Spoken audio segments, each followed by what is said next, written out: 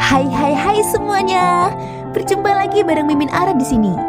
Ara ucapin terima kasih banyak ya atas support dan kesetiaannya sampai sejauh ini.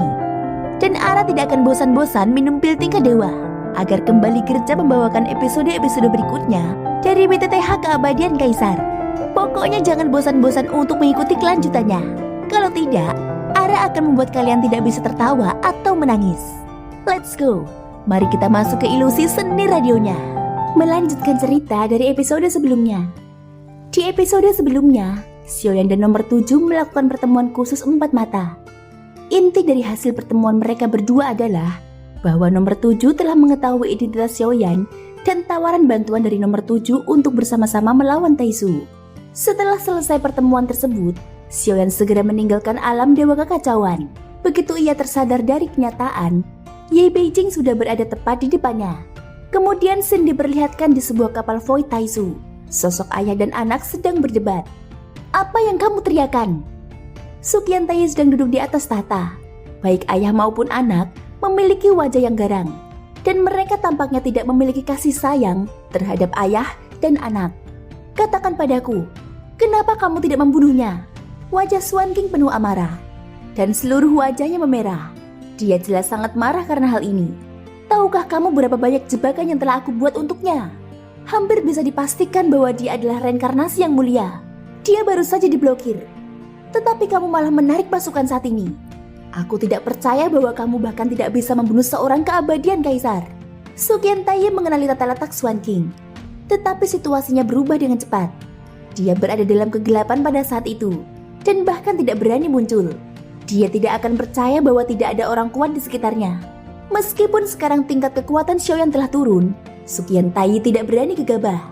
Tentu saja, alasan utamanya adalah Sukian Tai tidak ingin membunuh yang mulia dari lubuk hatinya. Situasi saat itu memang membuat Sukian Tai ragu-ragu. Dan ketika ada kesempatan, Xiaoyan malah melakukan terobosan. Lalu ia menghilang dan Ye Beijing muncul. Seperti yang diharapkan, dia adalah reinkarnasi dari yang mulia. Bagaimana dia bisa membiarkan wanita gila ini melindungi hukum? Sukian Tai terus berpikir dalam hatinya. Meskipun dia tidak ragu-ragu, dia segera mengevakuasi seluruh Taisu.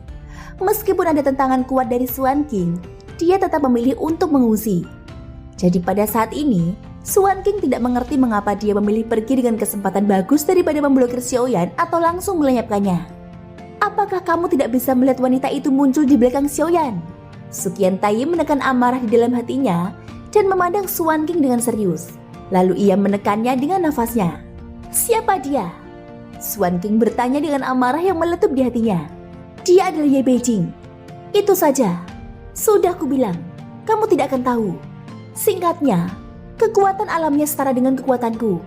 Dia berada di level yang sama denganku. Sukian Tai berkata dengan suara yang dalam. Kekuatan kalian setara. Jika setara, kenapa tidak bertarung? Apakah kamu takut? Ucap Swan King. Ia menggoyangkan lengan jubahnya dan berteriak. Pantas saja tidak sebaik yang mulia. Takut akan perang. Kekuatan macam apa ini? Swan King menampar meja. Ia mengangkat sudut mulutnya dan berkata dengan sinis. Itu bukan pernyataan kecil. Di antara semua keturunanku, aku tidak memiliki keturunan dewa petarung yang telah hidup selama 1000 tahun. Aku hanya bisa memberikan instruksi. Berhati-hatilah agar tidak ditampar sampai mati di suatu hari nanti. Sukian Tai semakin marah. Dia sangat ingin mengangkat tangannya dan menamparnya. Namun pada akhirnya, dia menyerah dan membuang tangannya. Lalu ia meninggalkan dewa kekosongan. Sungguh sia-sia. Swan King mengutuk. Pada saat ini Swan King duduk di singgasana. Dia melihat sekeliling dan terlihat sangat jelek. Dengan tata letak ini, peluang untuk menangkapnya sangatlah kecil. Peluangnya sangat langka sehingga kita melepaskannya. Menemukannya lagi, kali ini mungkin akan lebih sulit daripada naik ke langit. Meskipun Taisu telah maju sejauh ini, Sensi pasti menyembunyikan sesuatu. Jika mereka menyerah seperti ini, pasti ada sesuatu yang mencurigakan. Dari sudut pandang saat ini, reinkarnasi yang mulia ini adalah variabel terbesar. Meskipun sekarang tampaknya dia hanyalah seorang keabadian kaisar, tetapi tetap tidak bisa dianggap remeh. Dan aku harus menemukan cara untuk menghapusnya dan menyelesaikannya. Mata Swan King berkedip, seolah sedang memikirkan tanggapan selanjutnya. Tidak perlu berperang. Kali ini aku akan jatuh dalam obsesi. Selama Ratu ada di Taisu, apakah aku masih harus khawatir dia tidak akan datang?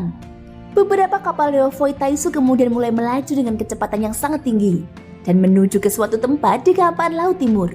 Kehampaan luas di arah timur berisi bintang-bintang yang tak terhitung jumlahnya dan alam yang tak terhitung jumlahnya, dan juga merupakan tempat kelahiran dan habitat ribuan makhluk. Ada sekelompok bintang di sini, sekitar 100 berkumpul bersama. Ini bukan formasi alami, tetapi dikumpulkan di sini oleh kekuatan yang kuat. Jumlah kapal Leovoi Taisu di sekitar sangat mencengangkan, dan jumlahnya terus-menerus bertambah. Keluar masuk dari antara bintang-bintang. Ini dia. Ini adalah inti dari Taisu Descensi. Pada saat ini scene diperlihatkan di sebuah pavilion. Pavilion itu dihiasi dengan kolam teratai, aliran sungai yang gemericik, dan sesosok cantik sedang duduk di antara di dalamnya. Dengan sebuah pena, tinta, kertas dan batu tinta di depannya, dan dia sedang melukis dengan serius. Terkadang dia menyelipkan rambut tergerai ke belakang telinganya. Angin sepoi-sepoi bertiup, dan bunga teratai di kolam bergoyang lembut. Sosok cantik berbaju putih panjang di pavilion memandang orang di lukisan itu dengan senyuman manis di wajahnya. Apakah dia orang idamanmu? Dia jauh lebih buruk daripada peduli terhadap semua makhluk hidup. Pada saat ini sebuah suara panjang terdengar. Tetapi wanita di pavilion tidak mengangkat kepalanya dan terus melukis. Angin kencang datang dan sedikit mengganggunya. Wanita itu mengernyitkan alisnya, dan kertas di bawah penanya langsung meledak. Kenapa kamu masih sangat menyebalkan? Pria di depannya mengenakan jubah naga hitam longgar, dan otot dada serta perutnya yang terpahat terlihat samar-samar.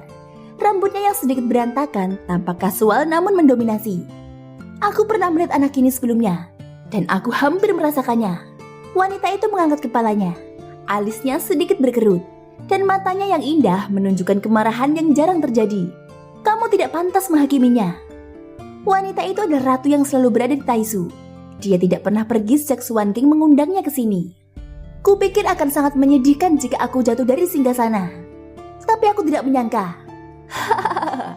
Sebelum Sukyan Tai selesai berbicara, dia tertawa liar. Aku tidak menyangka. Sang ratu memandang Sukyan Tai yang tertawa tanpa berkata-kata. Lalu dia duduk lagi dan mengeluarkan selembar kertas baru dan melanjutkan untuk melukis. Setelah kamu tertawa, keluarlah dari sini. Sukyan Tai mengusap pipinya dan menahan senyumnya. Secara logika, sudah hampir 10.000 tahun sejak Yang Mulia jatuh. Kali ini cukup baginya untuk kembali ke puncak. Bagaimana dia bisa menjadi kaisar abadi? Ratu dengan lembut mencelupkan ujung kuas ke dalam tinta dan menggerakkan pena dengan pikirannya, sehingga lukisan itu memiliki makna yang sebenarnya. Siapa bilang dia adalah seorang kaisar abadi? Melihat mungkin tidak berarti mempercayai, ucap sang ratu. Kekuatan tersembunyi atau tiruannya, ucap Sukyan Tai. Memang sangat mungkin untuk menyembunyikan kekuatan seseorang. Tetapi jika itu klonnya, bagaimana mungkin Ye Beijing bisa bersamanya? Yang Mulia, bahkan jika itu reinkarnasi, dia tetap penuh dengan kasih sayang. Begitu kata-kata ini keluar, ujung pena di tangan ratu bergetar. Satu kesalahan dan seluruh gambar hancur total. Kamu kenal Ye Beijing bukan? Sepertinya dia pernah menjalin hubungan dengan Yang Mulia sekali. Keluar sekarang. Ratu segera berteriak. Dia mengangkat kepalanya dan berkata dengan marah dengan amarah di matanya. Kenapa kamu marah? Bukan aku yang merayunya. Sukyan Tai berkata dengan marah. Sebelum dia selesai berbicara, batu tinta itu terbang ke arahnya, menyebabkan dia menghindar ke samping. Baik-baiklah, aku pergi saja. Tidak peduli seberapa tinggi kamu atau reinkarnasi, kamu tidak akan pernah memenangkan hatinya. Sukyan Tai menginjak tanah dengan telapak kakinya, dan dia tiba-tiba menghilang, meninggalkan kata-kata ini terakhir. Setelah dia pergi, ratu duduk di bangku batu. Alisnya berkerut, dan sepertinya suasana hatinya sedang buruk. Ye Beijing, wanita gila dari dunia kuno abadi dan iblis itu. Mengapa dia datang ke Sensi dan masih bersamanya? Ini mengganggu rencanaku. Akankah dia datang untuk menyelamatkanku lagi? Sang ratu merasa sedikit tidak nyaman di hatinya. Tetapi kepercayaan aslinya sedikit bergetar dalam pikirannya saat ini. Berdasarkan apa yang aku ketahui tentang dia pasti akan datang. Gumam sang ratu. Pada saat ini sang ratu melihat lukisan potret di depannya. Dia mengenakan jubah hitam ketat tetapi memiliki senyum cerah di wajahnya. Thank you guys sudah mendengarkan ceritaku di episode kali ini sampai akhir. Ikutin terus kelanjutan episode berikutnya ya. Jangan lupa dukung terus channel aku dengan cara like, subscribe, dan komennya. Semoga hari kalian menyenangkan. Sampai jumpa dan bye-bye.